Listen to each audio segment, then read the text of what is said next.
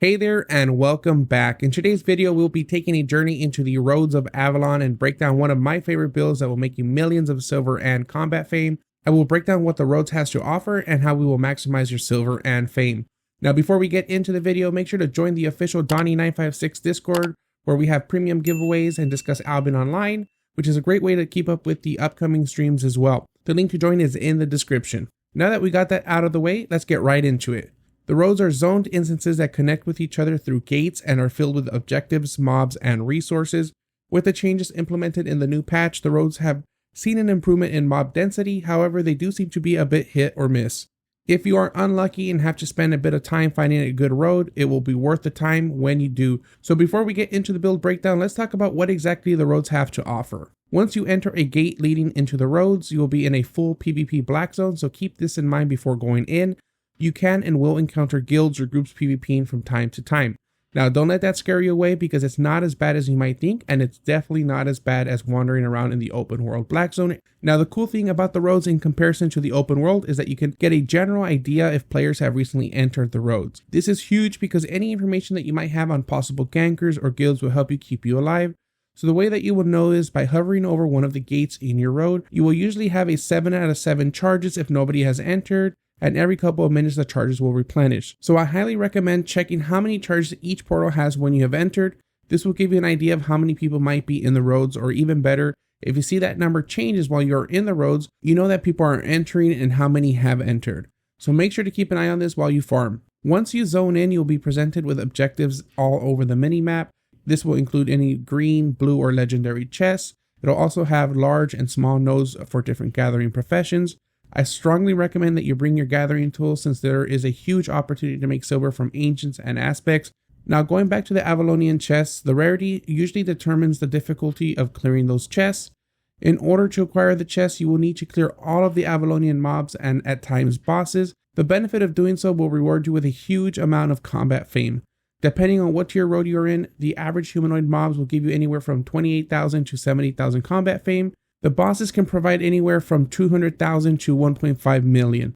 Now, the chests themselves aren't as rewarding as you might wish, but I have seen some pay off in the millions. Usually, however, you'll see anywhere from 6,000 to 100,000 silver. So you might be asking yourself, where do the millions of silver come from? They mainly come from gathering all around the roads, and at times you'll be able to claim caches and come across traveling Avalonian chests. Now that we know what to expect out of the roads, let's break down a build that I recommend. I do recommend taking this build in with at least 1,100 item power, which will be more than good enough to solo mobs. For your helmet, you will go with the Guardian helmet. You will go with Emergency Shield. This will provide you with a shield based off of your current health. If you are below 40%, you will gain a shield 2 times as large as if you were over the 40% threshold. The great thing about this ability is that it also cleanses all of your damage over time effects that are on you. You will want to use this ability in different scenarios. You can use this to quickly wipe any damage over time abilities if you are needing to mount up. It can provide you with a large shield as you kill more difficult mobs. Overall, it's a really great ability to have and at a very low price. For your passive, go with Toughness. This will provide you an increase in defense. For your chest armor, you will take the Cultist Robe. You will go with Levitate for your R, which is huge as it will restore 7.5% of your maximum health and 5% of your maximum energy every second for 4.5 seconds.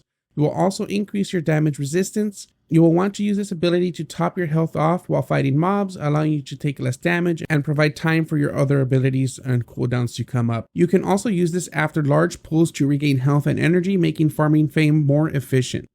Now, for your passive, you will take Aggression for the increased damage and healing cast by 8%. This is huge since you will maximize your damage output and self-sustain. For your weapon, it will be the old reliable Druidic Staff. You will take Thorn Growth for your Q, which will do magical damage to all mobs every half second and provide a Thorn Charge which stacks up to 5 times.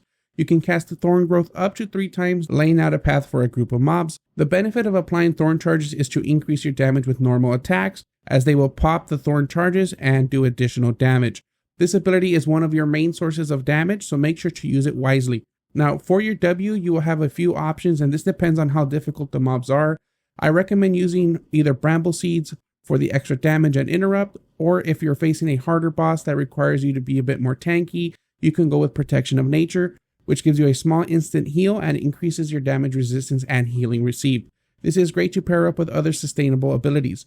Now, if you see that you're taking a large amount of damage, but there is at least a 2 to 3 second window in between damage, you can go with Revitalize as it heals you the most and restores your energy. Your E is Spiritual Seed, which provides you with a large heal over 3 seconds and pairs up with Protection of Nature really well. You will only want to use one charge since using Chew on yourself only refreshes the 3 seconds and puts you on an even larger cooldown. For your passive, go with Adrenaline Driven Charity for the increased healing cast for 3 seconds after casting 4 spells. For your offhand, you'll go with Torch for the increased attack speed. This will allow you to consume more thorn charges and increase your damage output. Your boots will be Soldier Boots for the rejuvenating sprint, which heals you over 5 seconds and increases your mobility. You will also take Toughness for the increased defense.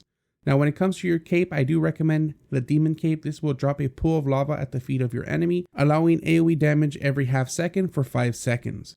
When it comes to your consumables, I recommend taking invisibility pots to drop aggro and mount up. You will want to clear any damage over time effects with your helmet slot first, and then use your invisibility pot to escape. For your food, you can go with pork omelet for cooldown reduction or beef stew for pure damage. Make sure to give this a try. It's really a great way to gain a good amount of silver and combat fame. There is a bit of risk since you'll be in the black zone. However, the reward will pay off. I hope you enjoyed this video and gained some value from it. Make sure to like the video and subscribe to the channel for more Albion Online content. If you really want to support me and this channel, hit the join button down below and become a member. You'll get custom badges and emotes that can be used on all of my videos and my YouTube lives. You can catch me live on twitch.tv/Donnie956 4 days out of the week and every Tuesday on YouTube at 8 a.m. Central Time or 2 p.m. UTC. Make sure to stop by and say hello.